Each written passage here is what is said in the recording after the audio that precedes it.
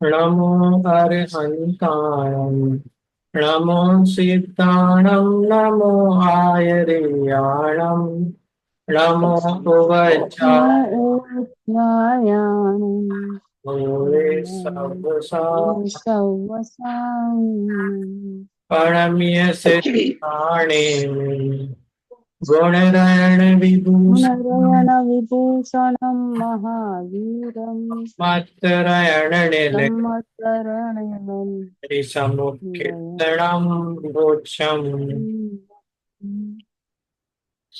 आचार्य नेमिचंद्र सिद्धार्थ चक्रवर्ती द्वारा रचित यह गोमटसार कर्मकांड ग्रंथ है। स्क्रीन विजिबल है आपको?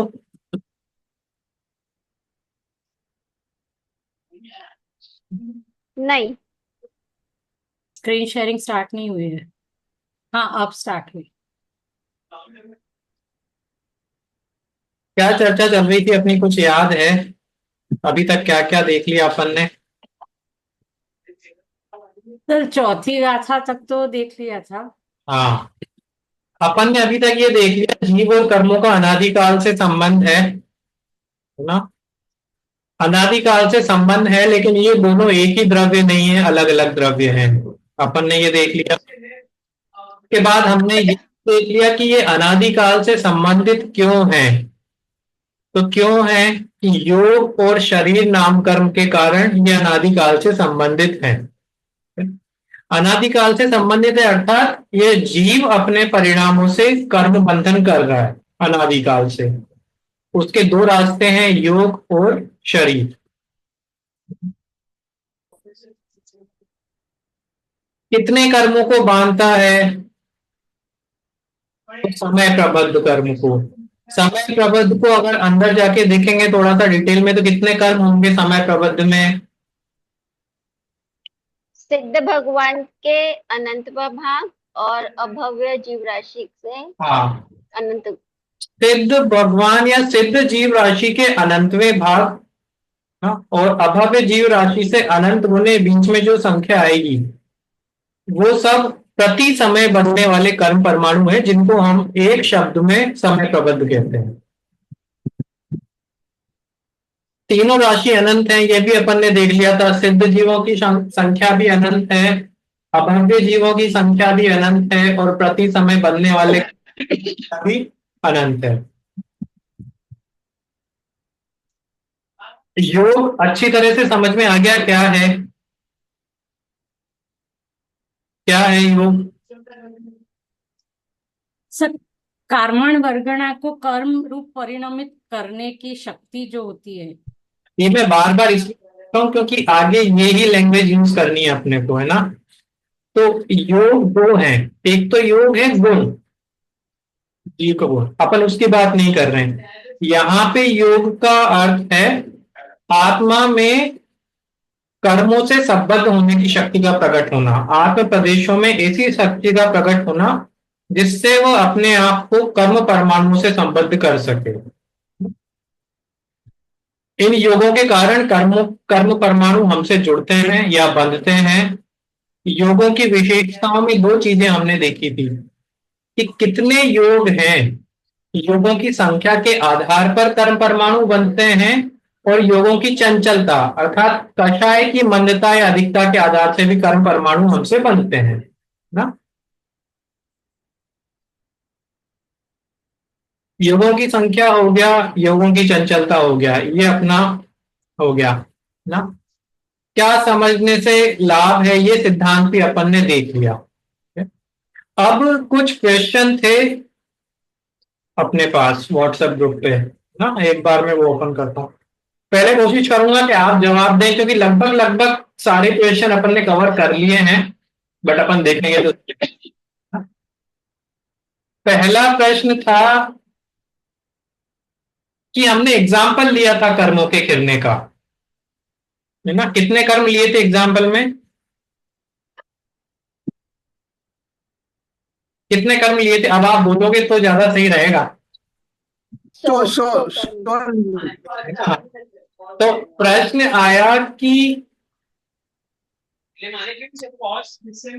कर्म मैंने प्रति समय बांध रहा हूं, समय प्रबद्ध 100 कर्म है, तो मैं 400 खिला सकता हूं क्या उस समय में? खिला सकते हैं क्या? हाँ, खिला सकते हैं। वो उसमें लिखा था पौग दो नेग समय बद्धम वा, है ना? ये तो गाथा में ही आया था ना, हाँ ना कि समय प्रबद्ध खिलते हैं और विशेष अर्थ में या प्रयोग से या शुद्ध परिणामों के द्वारा या विशेष पुरुषार्थ से अनेक समय प्रबद्ध भी गिर जाते हैं। तो वो संख्या 400 भी हो सकती है, 4000 भी हो सकती है। अगर मैं जितने बांधूंगा उतने ही होगा, तब तो मेरे सभी कर्म कभी भी खत्म नहीं हो पाएंगे ना। सभी कर्म खत्म करने के लिए मेरे को खिराने में स्पीड लानी पड़ेगी, तो कम बांध के अधिक खिरा सकता हूं। लेकिन चूंकि मैं उनको एक समय में खिला रहा हूं, उनका नाम फिर भी समय प्रबद्ध ही होगा।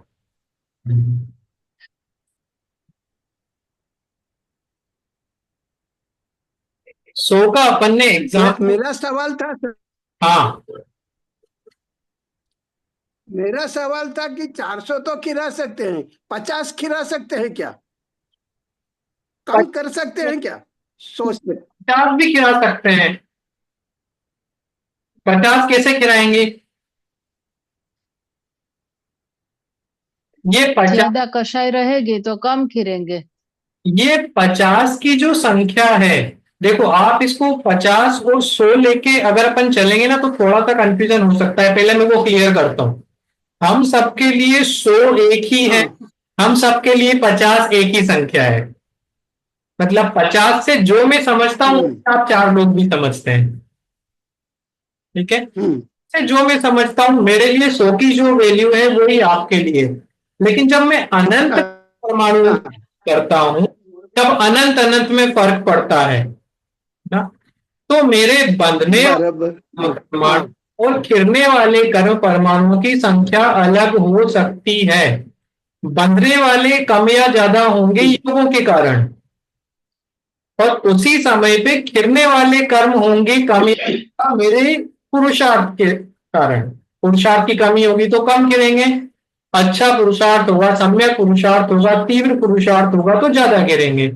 उधर योगों की अधिकता ज्यादा होगी, योगों की चंचलता ज्यादा होगी तो ज्यादा बनेंगे, और कम होगी तो कम बनेंगे।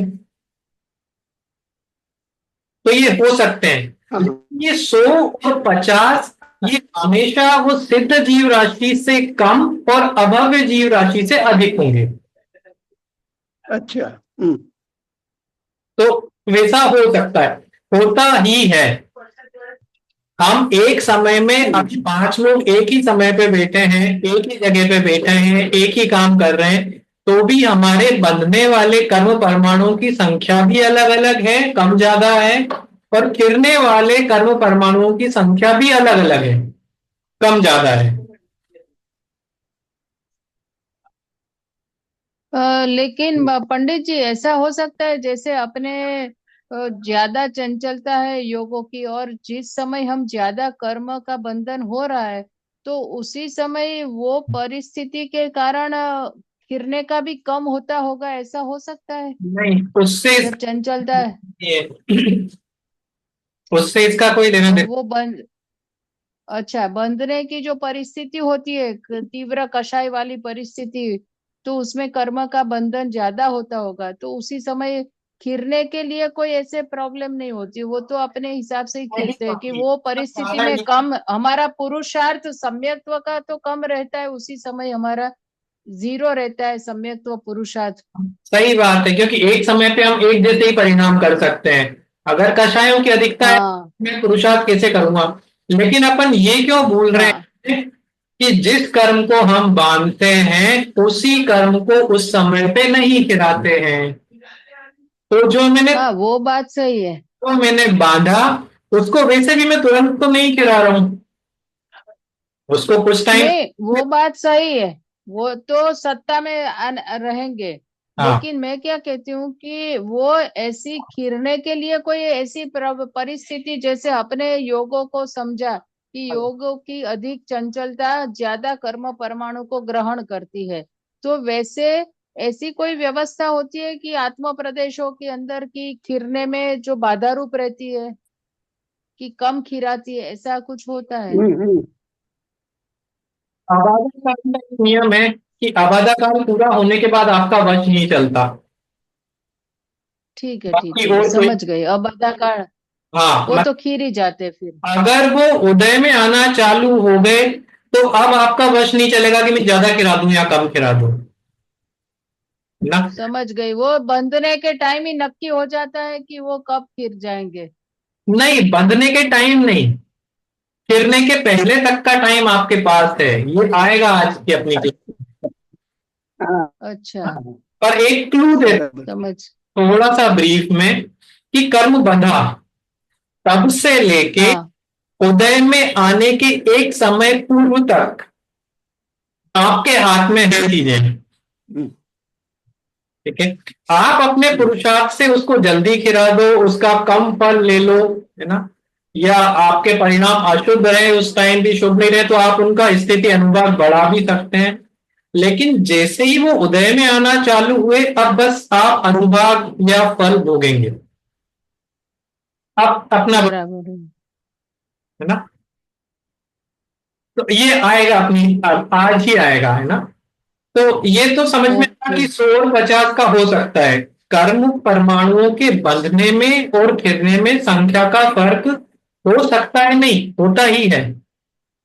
एक संख्या में कर्म बराबर है। तो कैसे खिलेंगे, अनंत संख्याएं है ना, हाँ, अनंत अनंत का फर्क आएगा।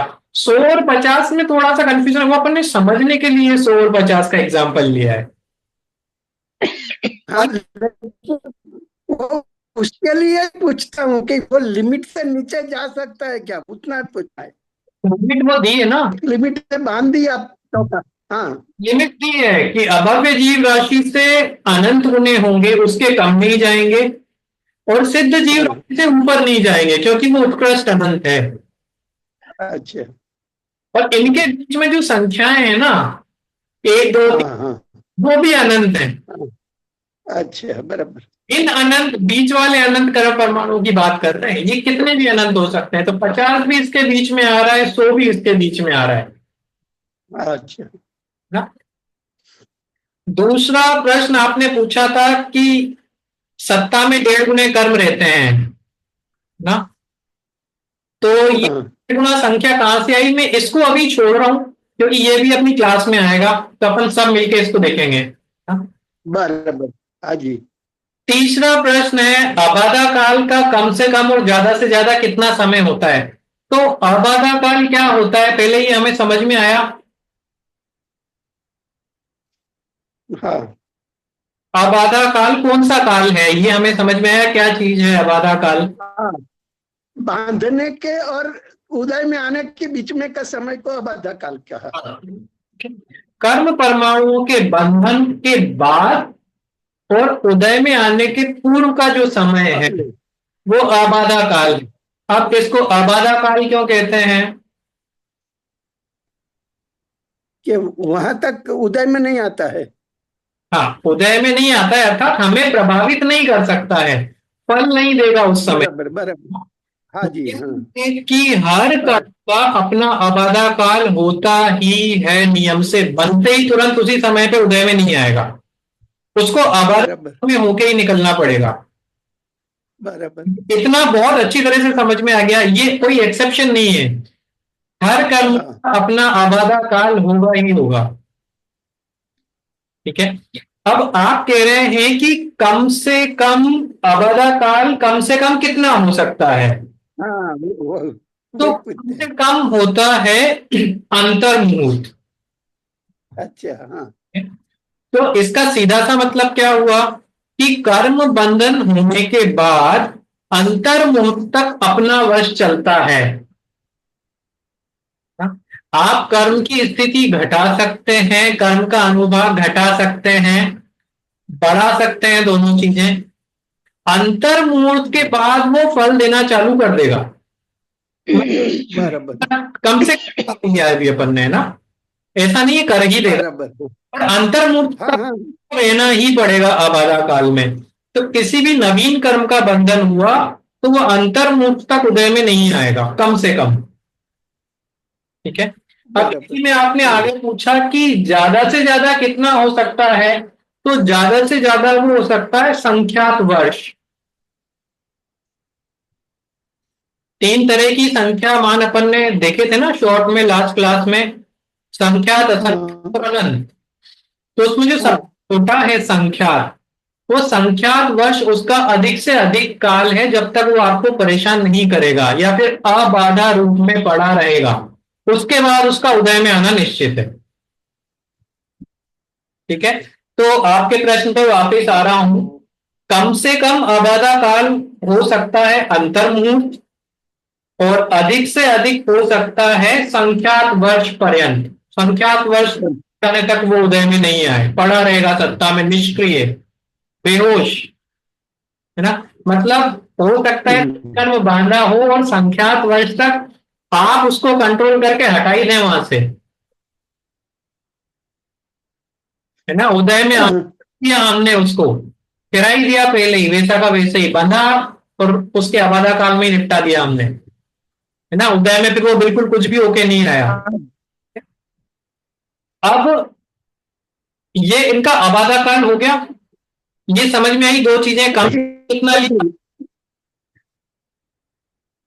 हाँ जी। एक मिनट सर। ऋषभ देव के समय में मरीचि ने जो कर्म बांधा वो महावीर स्वामी के काल में उदय में आया, तो वो बीच में का पीरियड संख्यात वर्ष में आ गया होगा ना? नहीं आया, नहीं आया, क्योंकि अभी अपन ने पूरी बात नहीं की। अभी मैं उसको आगे ले रहा हूं। पहले एक चीज अपन क्लियर करते हैं ना, कम से कम ये जो आपका प्रश्न था ये क्लियर हुआ पहले कि कम से कम संख्या, कम से कम समय कितना लिया अपन ने?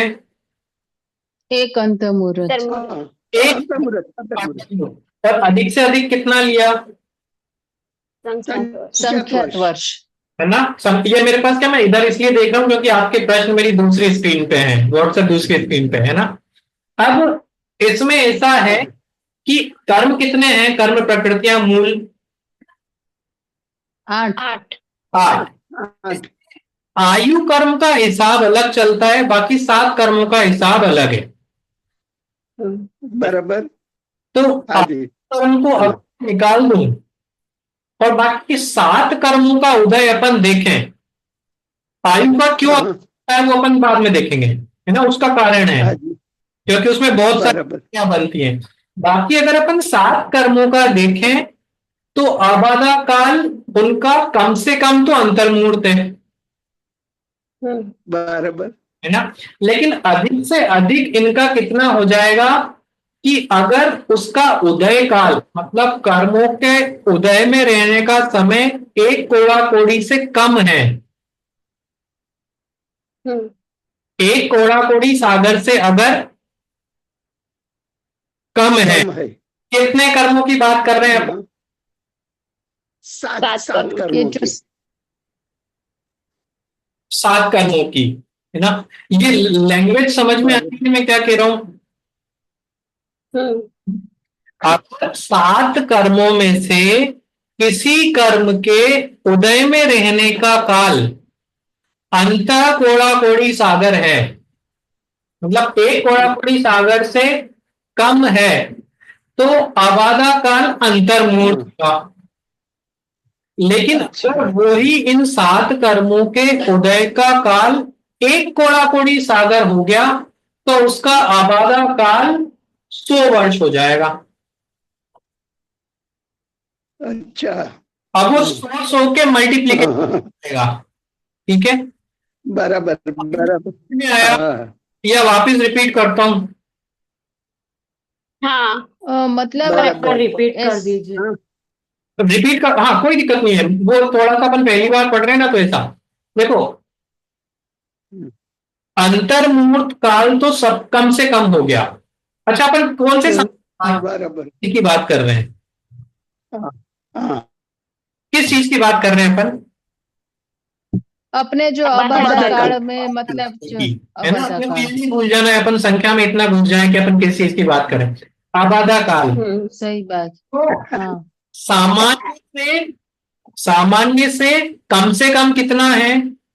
अंतर्मूल। एक अंतर्मुहूर्त। अंतर्मुहूर्त। और अधिक से अधिक कितना है? संख्यात वर्ष। संख्यात वर्ष। ठीक है। अंतर्मुहूर्त। अब विशेष में तो आयु कर्म को छोड़ के बाकी जो 7 कर्म हैं उनका उदय अगर हाँ जी। थोड़ा कोड़ी सागर से कम रहने वाला है तो आबादा काल होगा अंतर्मुहूर्त का। ठीक है। अच्छा, और अगर ये अंत कोड़ा कोड़ी के लिए ये। हाँ, ये उदय काल अगर एक कोड़ा कोड़ी सागर हो गया पूरा तो आबादा काल होगा हाँ। 100 वर्ष का। कितना कितना वर्ष? 100 वर्ष का। 100 वर्ष। 100 वर्ष का। ठीक है। मतलब एक कोड़ा कोड़ी से कम है तो कितना हुआ? अंतर्मुहूर्त। 100 वर्ष से कम। एक कोड़ा कोड़ी अंतर्मुहूर्त। कितना हो गया? 100 अंतर्मुहूर्त। वर्ष। अरे एक कोड़ा कोड़ी हुआ तो एक करोड़ा करोड़ी सागर उसका अबाधा काल है कि उसका अबाधा वो? एक कोड़ा कोड़ी सागर अगर उदय काल है तो आबादा काल होगा 100 वर्ष। 100 वर्ष। अच्छा। 100 वर्ष। हाँ। मतलब समझ नहीं आया पंडित जी नहीं की आया, कोई मतलब बात नहीं। अब 100 कोई बात वर्ष चलो इसको दूसरी। उदय काल मतलब क्या? हाँ चलो दूसरी उदय तरफ। काल मतलब क्या? हाँ, उदय काल का मतलब उसके फल देने का समय। अच्छा, तो अबाधा काल का समय हाँ। 100 वर्ष और फल देता रहेगा वो एक करोड़ा करोड़ी सागर तक वो हाँ फल देता रहेगा कर्म। हाँ। ओहो। वो मैं वही तो कह रहा हूँ कि अगर उसके फल देने का समय अंतर कोड़ा कोड़ी सागर है मतलब एक कोड़ा कोड़ी सागर हाँ हाँ कम है तो उसका आबादा काल हाँ, कितना? सिर्फ 100 100 वर्ष। वर्ष। ओहो। अरे अंतर्मुहूर्त। सागर से कम है। अंतर्मुहूर्त। अंतर्मुहूर्त कोड़ा बराबर। 100 वर्ष कब बनेगा? जब उदय काल कितना होगा? एक करोड़ा एक कोड़ा करोड़ी कोड़ी सागर सागर। जितना होगा। ठीक है। अब ये कोड़ा कोड़ी कितना होता है, सागर कितना होता है, ये अपन जब कर्मों की काल देखेंगे ना स्पेसिफिक तब अपन एक साथ ही चर्चा करेंगे। अभी सिर्फ पढ़ने के लिए सही समझने के लिए समझो। अब आज सही बात है। जैसे ही हाँ। एक कोड़ा कोड़ी सागर पूरा हो गया अब ये मल्टीप्लिकेशन में चलेगा। ठीक है? हाँ। तो एक कोड़ा कोड़ी सागर का हो गया 100 वर्ष। ठीक है। हाँ। तो कोड़ा कोड़ी सागर जिसका उदय काल है उसका कितना होगा? 1000 वर्ष। अरे 1000 कैसे होगा? 50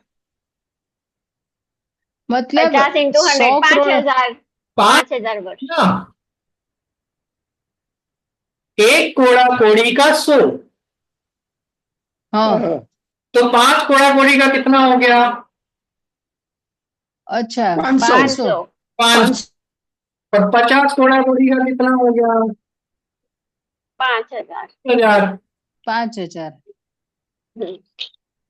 अब थोड़ा सा समझ में आया, 10% 20% क्लैरिटी नहीं आई। मतलब हाँ ऐसा समझ में आया कि 5000 साल तक वो सत्ता में पड़ा रहा अबाधा काल में, तो फिर वो फल देगा 50 करोड़ा करोड़ी सागर तक उसका फल देता रहेगा वो कर्म जो 5000 साल तक सत्ता में पड़ा रहा, तो वो फल भी लंबे अरसे तक देता रहेगा वो। क्योंकि और ये जो कम साल तक हाँ क्योंकि ये नियम है और जो हाँ ये नियम है मतलब जो कम साल तक पड़ा रहा अबाधा काल में, तो वो फल भी कम साल तक देगा, और जो लंबे अरसे तक अबाधा काल मतलब सत्ता में पड़ा रहा, तो वो फल भी बहुत लंबे अरसे तक चालू रहेगा उसका।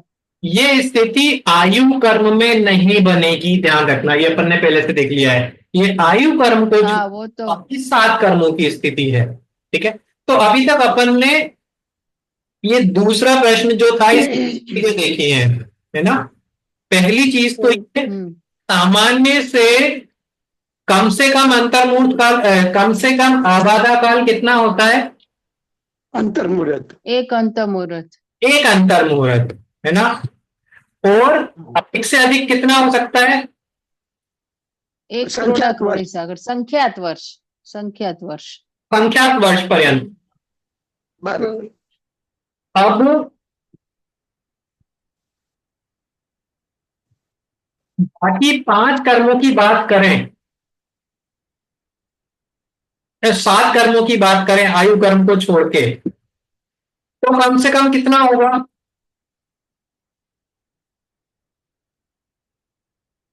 7 कर्म में एक कोड़ा कोड़ी सागर से कम है उदय काल, तो अंतर मुहूर्त रहेगा बाधा काल। और एक करोड़ कोड़ी सागर के लिए 100 वर्ष, हाँ, और उसी प्रपोर्शन में आगे बढ़ेगा।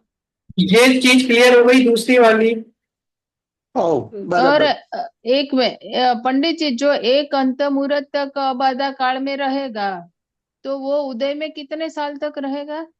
100 साल तक उसका फल? नहीं, ये नहीं अपन ने डिस्कस किया, ये तो फिक्स नहीं। अच्छा, वो डिस्कस नहीं, अभी अपन ने वो फिक्स नहीं है। कर्मों की स्थिति या कर्मों के उदय काल के आधार पे आबादा काल कितना होगा ये देखा है। आबादा काल उनका उदय काल नहीं देखा है, हाँ हाँ। है ना। तो क्योंकि वो फिक्स नहीं है। अभी तो अपन ने ये देखा है, अगर आपको उस कर्म का फल एक कोड़ा कोड़ी सागर से कम समय तक भोगना है, तो उसका आबादा काल कितना होगा? अंतर्मुहूर्त। अंतर्मुहूर्त। अंतर्मुहूर्त, है ना। अगर आप उस कर्म का फल एक कोड़ा कोड़ी सागर तक भोगना है, तो उसका आबादा काल कितना होगा? 100 एक वर्ष। अंत मुहूर्त, 100 वर्ष, 100 वर्ष, 100। है ना। और जैसे जैसे ये आगे बढ़ता जाएगा उसी मल्टीप्लिकेशन में ये आबादा काल भी होता जाएगा। मतलब बराबर। कर्म को जितना भोगना है उसका आबादा काल वैसे बढ़ेगा। मतलब आबादा काल बढ़ा मतलब अपने पास भी उतना ज्यादा समय है उसको नष्ट करने का। बराबर। हाँ ये तो देखो आप, हाँ ठीक है। हाँ। दूसरा प्रश्न तो हो सकता है डिटेल में अपन जानबूझ के नहीं गए, पर एक तो हाँ जी। मिल गया आइडिया कैसे होगा, कम से कम ज्यादा से ज्यादा कितना होगा। हाँ बढ़े आगे। बराबर। अंतर्मुहूर्त और ये 100 वर्ष के मल्टीप्लिकेशन में।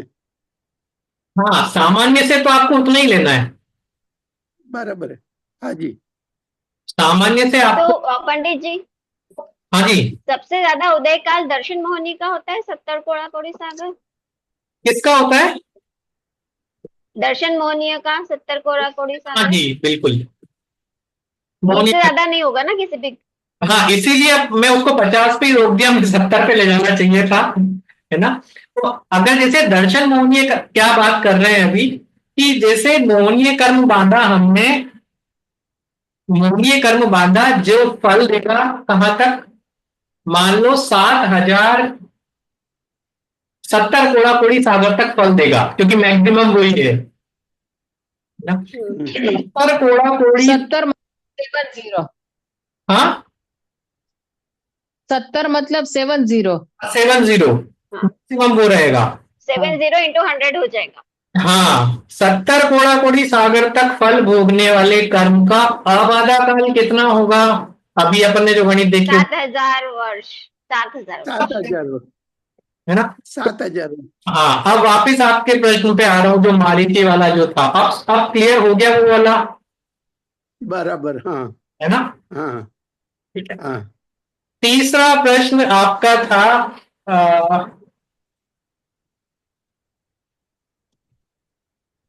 कि जितने कर्म बांधे हैं उतने ही कर्म खिलना चाहिए। तो 150 या 50, ये वाला अपन ने कवर कर लिया ना, कम ज्यादा हो सकते हैं, हाँ हाँ हाँ। है ना। आपका नहीं, प्रश्न शायद, लेकिन आपने आपने तो बताया 100 खीरे तो 100 ही बांधना पड़ेगा, ऐसा आप बताते थे ना। ना ना, ऐसा 100 की वैल्यू अपने यहाँ एक सामान्य परे से जितने बांधता हूं उतने गिराता हूं, हाँ वही। लेकिन योगों की अधिकता से, योगों की चंचलता से ज्यादा भी बांध सकता हूं और पुरुष अच्छा, घर पे ज्यादा भी खिला सकता हूं। बराबर बराबर, तो बराबर। हाँ, चौथा प्रश्न आपने पूछा कि अरहंत परमात्मा को कर्म बंध नहीं होता। हाँ, नहीं होता। तो आघाती कर्म का बंध तो होता होगा, होता है नहीं होता है? अच्छा, अरहंत परमात्मा, अरहंत परमेष्ठी के कितने कर्म हैं, कितने कर्म हुए? 4 क्या चार? क्या? अघाती कर्म। हाँ, चार आघाती कर्म नष्ट हो गए, 4 आघाती कर्म बाकी हैं। बराबर तो 4 घाती कर्मों की तो बात नहीं करते क्योंकि वो तो चले ही गए। बराबर। हाँ जी। अब उनके पास है 4 आघाती कर्म। तो नए आघाती कर्म बनते रहते हैं या जो पड़े हैं सत्ता में उन्हीं का उदय चल रहा है? उन्हीं का उदय जो चलता पड़े है। हैं सत्ता में उन्हीं का ही उदय, वो खिरने का ही चालू रहता है, नए बंधन नहीं होता। नवे अयोग हो जाता है, नहीं, अयोग। बंधन होता है ना, योग है तो फिर बट कर्म आते हैं, एक समय बनते हैं और खिर जाते हैं, हाँ, हाँ वही। है ना? हाँ हाँ सत्ता में नहीं रह पड़ते हैं। हाँ, समता जी बिल्कुल सही है ना, मैं वहीं पे ला रहा था। अपने समझने में यहाँ पे गलती होती है थोड़ी सी, है ना? हम्म, 2 चीजें हैं, कर्मों का आश्रव, उसके बाद अगली स्टेज है कर्मों का बंधन। हाँ, ठीक है? तो जो बताया ना, वो हम सब ये समझते हैं कि कर्म का बंधन हो रहा है, पर वो वास्तव में बंधन नहीं हो रहा है, तो वो आश्रव ही होके रह जा रहा है। क्या होता है? हाँ, क्या होता है? आश्रव बंधन नहीं होता है? क्या होता है? आश्रव समझते हैं ना? आश्रव क्या होता है? कर्मों का आना आश्रव है, अच्छा, हाँ और आत्म प्रदेशों से बंधना बंधन। बंधन है। ठीक है? अब अरहंत भगवान के आघाती कर्म का उदय चल रहा है। ठीक है?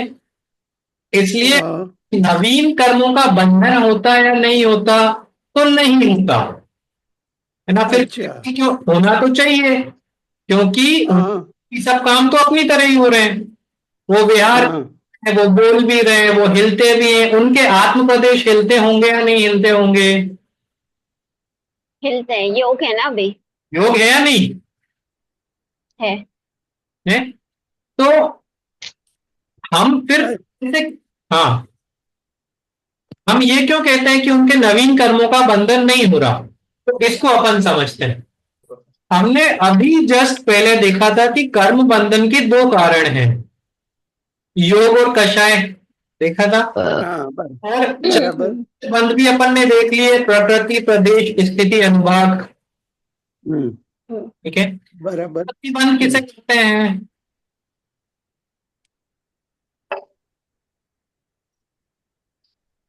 पंडित जी, प्रश्न सुनाई नहीं दिया।